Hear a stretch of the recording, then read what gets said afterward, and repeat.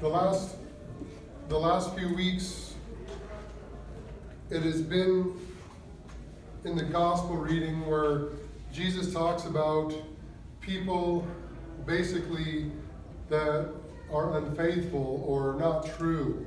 Not unfaithful with their spouse, but unfaithful to God.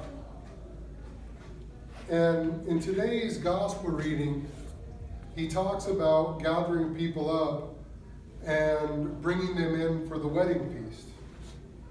Bringing them in to a place that's been prepared for a marriage with the Son, with the King's Son, which is Jesus. And of course, in the gospel reading, he's talking to the Jews. He's talking to the people that are of the area. He's talking to the people in his vicinity that he hopes will change their hearts. And of course, we as Christians, we have taken the gospel reading and we've kind of applied those things to our lives. We've kind of taken those things. And many times, Jesus is talking about these things, and you read it, and sometimes it doesn't get to the heart. It doesn't come into your soul. A lot of times we read the gospel readings, we read the epistle readings, we read the scriptures. We even come to church, and a lot of times our mind is often focused on something else.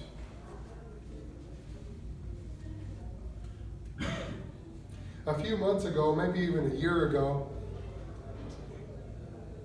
in the bulletins, I had talked about the different commandments. And one of those commandments was, thou shalt not have any graven image. The first four of the commandments were reserved with our relationship with God. And one of those commandments, like I said, was, thou shalt have no graven image. No idols, no thing that can take us away from that our hearts will be led to instead of God. So the last week, and even this morning as I was driving here, I was contemplating it. I was thinking about these things. How close am I to God? How close am I to the Lord that saved me? The Lord that brought me from this ruined state into a grace, into a glory, into the loving care of his arms. And I thought to myself, do I pray enough? Do I spend time praying? I pray, but do I spend time praying? And then I started measuring that prayer life with other things in my life. So I wake up in the morning, and most of the days I work. But I wake up in the morning, and a lot of times I'm hurting because of my weight or whatever else is going on. And I dedicate time in the morning to complain about or not feel good. I focus on that. I spend time on that. And if my wife and I are arguing, I put my mind on that. I dedicate that time to being sad or depressed or whatever it is in my life that's going on. Or if my son's not listening, I dedicate time to that. Or after I do all that moping and sad things in the morning, then sometimes I grab my phone. I say a quick prayer, but I grab my phone and I scroll through Facebook and I dedicate time to that. And I'm overweight. I know that I struggle with my weight. But I dedicate time to eating. And sometimes I dedicate time to eating probably too much. I play my PlayStation. I go to work. I spend 8 hours at work, longer because I work for 8 hours, but it takes me time to drive there. I get there a little bit early. I sit in the vehicle. I get off work and I drive home. And during that time, in my vehicle, I'm making phone calls. Sometimes it's for church business. Sometimes it's not. Sometimes I do my own thing. And then I get home, I eat, I spend time, I try to spend time with my family, but a lot of times I come home and I put my feet up and I turn on the TV. And sometimes for the rest of the evening, I eat dinner and I focus on that TV. So I started asking myself, Dimitri, what does it mean to have an idol in my life? Idolatry. You know, a lot of times we think of idolatry as a statue, as something that we bow down to, the golden calf. Sometimes we look at idolatry, and that's what the iconoclasts thought, as our icon. And sometimes we look at idolatry as something that we can worship instead of God. But that's the heart of it. When I'm not feeling good and I'm spending more time complaining about how I'm feeling instead of going to the Lord and giving it to Him, oh Lord, I don't feel good, but I know that you're going to take care of me. I'm turning it around. And when I get depressed and sad and focus on myself, again, that's an idolatry. Depression, even though a lot of times people don't think of those things, depression is a form of pride. When you're proud, you're thinking about yourself, right? I'm proud. But when you're depressed, who are you thinking about? Yourself. I'm depressed, I'm sad. And if I take my wife and my son and lift them above God and think about them more than God, they too become idols. But if I take the time to put things in the hierarchy in my mind, and I use the word hierarchy because there is a hierarchy to our lives, what we find important. But if I am concerned about my marriage, and I'm concerned about my child, and I'm concerned about my health, and I'm concerned about those things, and I leave God out of the equation, then those things have become an idol. But I'm going to tell you right now that this icon and that altar and this building, everything, when you take it out of the context of Jesus Christ, becomes an idol in our lives. And it's easy to do. It's easy to do those things. We all do it. But today I'm talking about myself. And only you can measure your own heart. Only you can measure your own life. And I pray oftentimes when I give a sermon and when I speak and when the Lord lays it on my heart to bring something up, then it's something that needs to be said, because a lot of times when I'm preaching to myself. The preacher is not above the message itself. Because I'm praying these things. I'm praying that God changes my heart. And a lot of times we look at people and we say, oh, that drug addict on the street, that bum, that alcoholic. But it's easy to look at people and judge them. It's easy to look at people and say, what are they doing? I'm glad I'm not like that. But a lot of times we seem to forget that drugs and alcohol, and when you cheat on your spouse, all those things are idolatry. All those things become in the place of God. And oftentimes, when I get depressed, the first thing I want to do is I want to go to the refrigerator. I want to grab something. I want to eat. Because eating is going to make me feel good. Eating is going to make this part of me want to be satisfied. But then oftentimes when I'm done eating, I'm depressed because I ate too much. And it's a vicious circle. And then when I get depressed, guess what? Now I'm thinking about myself. And then I'm depressed, and the next thing you know, I'm back in the refrigerator and I'm grabbing something to eat because I'm depressed about eating something 5 minutes ago. Now, as ridiculous as it sounds, as ridiculous as sometimes these things come out to be, it's the reality of things.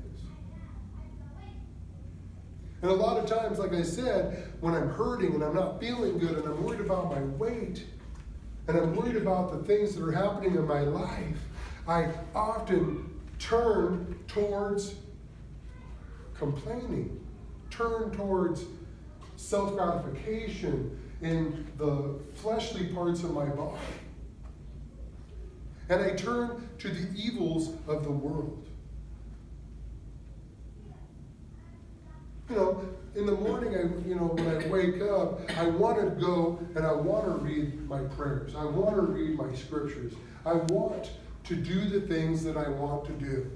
I want to do the things that I need to do. And like Paul says, but oftentimes I don't. I often find myself doing the things that I don't want to do. And if I'm an alcoholic and I'm finding myself at the store, and you think that God's not watching, but you're standing there in front of all this alcohol in the store, and you think to yourself, my Lord, are you with me? Or are you reaching out and grabbing that bottle and drinking it down? Or the drug addict, or whoever it is in this life that takes you away from God. And oftentimes I'm like, how can I have a happy marriage? How can I be happy every day? How can I put things in my life so they make sense? Now, if my whole life is dedicated to praising God, and God is the one that came down here to serve and taught us the example of serving, then if my whole goal is to serve my spouse, serve my children, serve the people that I work for, and serve the people of the church, if my whole existence is serving to glorify God, then all the things are going to fall into place. But a lot of times, as I said, things spiral out of control. And we become frustrated, we become self-independent, we become infuriated, we become angry and bitter, and we turn to things that we shouldn't turn to. And in the gospel reading, Jesus says, I am inviting people to come into the wedding feast. I'm sending people out to come. And what did people say? No. I have to go and take care of this instead. Nope, my wife is not feeling good. I'm going to stay with her. Nope, this field needs tending. I need to stay and do that instead. My job, it's more important that I make that extra money on Sunday than to come. And a lot of times, we find ourselves trapped by it. And Jesus, he talks about his father, the king, and Jesus says, all the people that aren't coming, you know what? They don't want to come. They want to treat the people that I'm sending them like garbage. And like we learned last week about the vineyard, he sent people, some they beat, some they killed, some they just sent away with their tails tucked between their legs. And in this example of the gospel, not only do they do that, but the king becomes infuriated, sends his armies in, and destroys and wipes out everybody. And he says, now I want you to go out and find people that are going to come into my marriage, into my grace. And again, the people that he goes out and gets, sometimes they're not the most reputable people. Sometimes they're not the best people. Sometimes they're the worst, low-down people there is. But they're the ones that are going to end up entering the kingdom of heaven before me. Because perhaps their love for God is more. And in those who come into the wedding feast and are not dressed accordingly are going to be taken and thrown out into the outer darkness. Those are Christ's words. That's his instructions to us. Come prepared. Come into the wedding feast prepared. And if we translate that into our Orthodox Christian life, how do we become prepared for the wedding feast, to receive the gifts of communion? If you sin, if you do something wrong, we have confession. We have baptism at the beginning of the life, or later on when you become older and you change your heart, and people that haven't been baptized as a baby, they want to become baptized. We have marriage, the actual marriage for a husband and a woman, a husband and wife. We have all these things that prepare us for the kingdom of God. But on this journey called life, again, I go back. I want you to hopefully, when you leave here today, you think about and hopefully measure yourself. What is an idol to my life? What is standing between me and my salvation? What is standing between me and making sure that my garment is pure and clean so I can enter into God's grace fully? We're always in God's grace. But entering into God's grace fully and completely is something miraculous and wonderful. And to learn about Him, to spend time with Him, to become one with God is one of the most challenging things there is in this world. All it does is take time. And removing some of the idols out of your life. So today, as you prepare and get your heart ready to receive communion and come up and receive the gifts, measure yourself. Think about all the things in my life that don't belong. And the things that are in my life that are supposed to be in there, are they in the right place in my life?